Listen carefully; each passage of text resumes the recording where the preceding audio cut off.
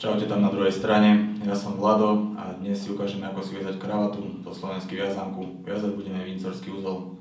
Potrebujeme teda na to jednu viazanku, ktorú si dáme okolo krku. Máme si ju asi do takejto polohy, to už podľa výšky každý zistí sám. Vpredu si spravíme kríž, ktorý si chytím dvoma prstami a následne viazanku zo spodu prevlečem. Druhýkrát budem znova viazanku prevliekať a najskôr obtočím okolo jej druhej časti a znova trošku prevlečiem. Ako vidíte, správne je, keď viazanka je von hrubom. Následne viazanku spredu otočím a znova prevlečiem.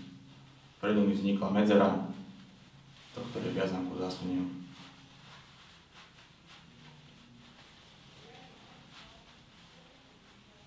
Teraz mi už stačí len prehnúť límec. Čo mi teraz chýba, je už len sako. Ak chceš byť aj ty elegant, sleduj www.froxon.sk.